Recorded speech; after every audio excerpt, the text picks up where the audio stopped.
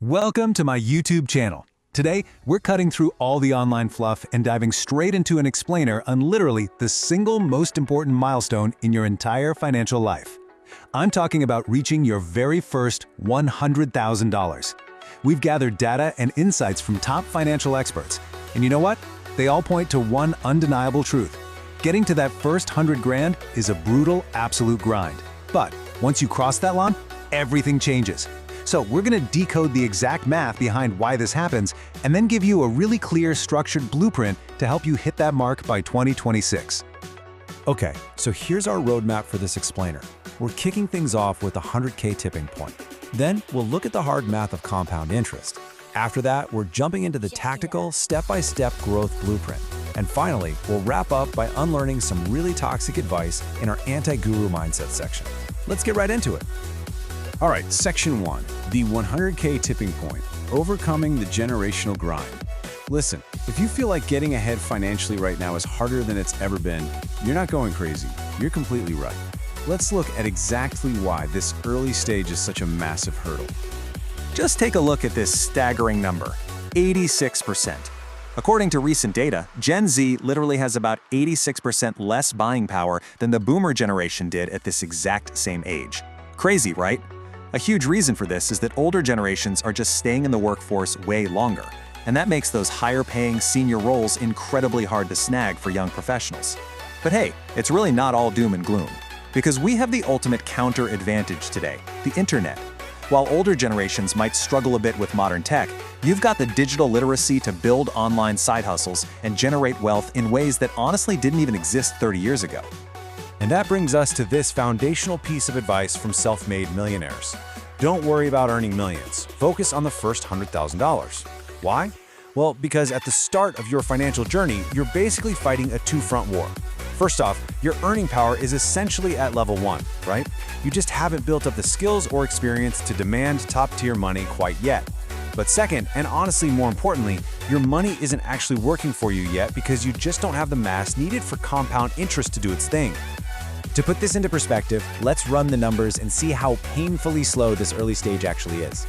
Let's say you invest $10,000 into an S&P 500 index fund, right? Getting that historical average yearly return of about 7%. You wait 5 whole years. Your profit? Just $4,175. I mean, it's incredibly slow. Think of your money like a snowball rolling down a hill. Right now, your snowball is just too tiny to pick up any significant extra snow. Getting to that first 100K is almost entirely dependent on your own brute force saving and earning, rather than the quote-unquote magic of interest. Moving on to section 2, the math of compound interest, from snowball to avalanche. This is exactly where the awful struggle turns into sheer unstoppable momentum. Because once you push that snowball to $100,000, the actual physics of your wealth fundamentally shift. Take a look at this table. It brilliantly illustrates exactly why your net worth just goes crazy after hitting that tipping point. Notice that massive jump in the second row? While grinding to that first 100K takes nearly 8 years, going from 100K to 200K takes only 5.1 years. Guys, that's 35% faster. And look further down. By the time you're jumping from 400K to $500,000, it takes just 2.5 years. The compound interest literally stops being a trickle and turns into an absolute avalanche. In fact, if you hit 100K and completely forgot the account even existed, it would organically grow into $1 million in about 33 years without you adding a single dime. Now that is the power of the avalanche. All right, section 3, the growth blueprint. Tactical steps to 100K. So the $1 million question, or I guess the $100,000 question, is how do we actually force our way through those grueling first 8 years to trigger the avalanche? Well, we need a tactical vehicle. Our sources outline a really fantastic 6-part framework for this, neatly packed into the acronym GROWTH. This is literally your step-by-step roadmap to building that initial capital. Let's quickly walk through this and see how it builds up your wealth foundation. Okay, so the G stands for gain control of your finances. And honestly, there's only one way to do this, budgeting. But please, don't look at a budget like some restrictive rule book that's just there to stop you from having fun. It's really just a guide.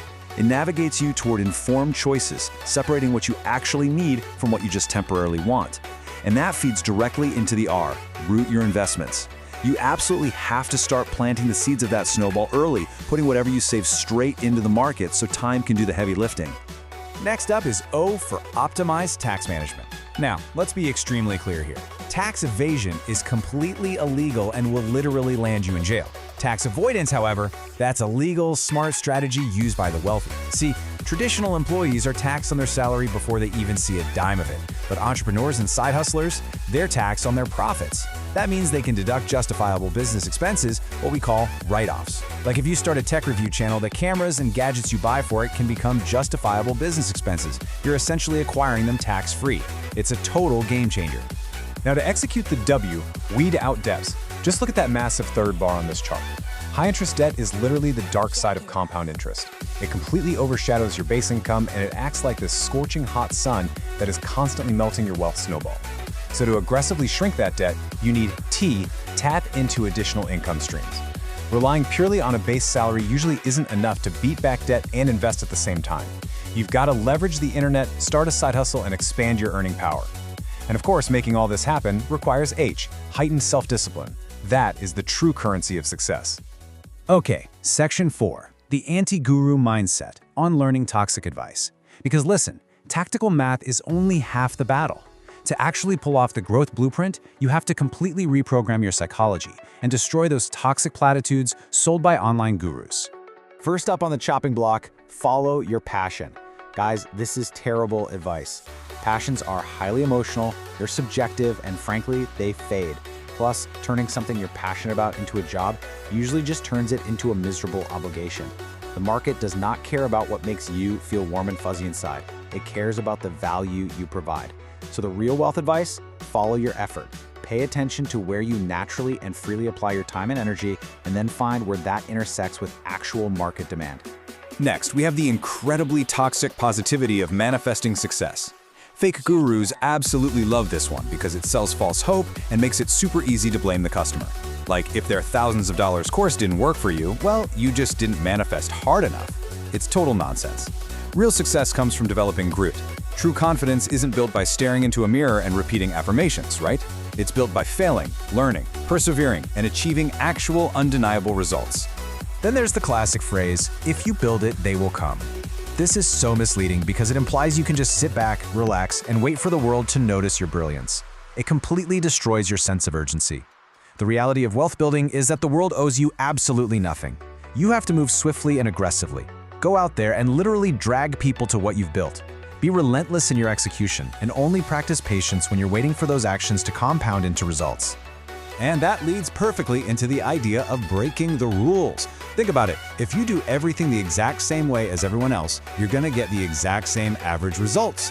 Our sources share this brilliant anecdote about a guy opening a retail shop. Instead of paying for standard marketing, he went out in the dead of night and zip-tied hundreds of disruptive directional signs all over the neighborhood. By the time the authorities finally asked him to take them down months later, his business was already booming from word of mouth. The takeaway? You have to stop fishing in the exact same pond as everyone else. Finally, let's talk about compromise.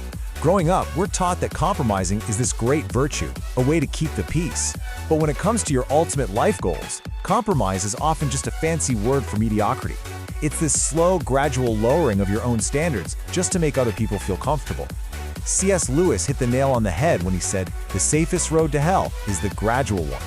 You absolutely should be open to learning from others, for sure, but you must remain fiercely closed to compromising on your core vision.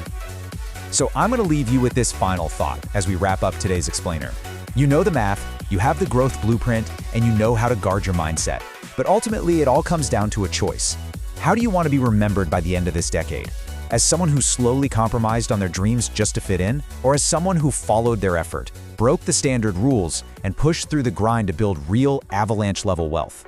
The 100K tipping point is out there waiting for you. Time to get to work.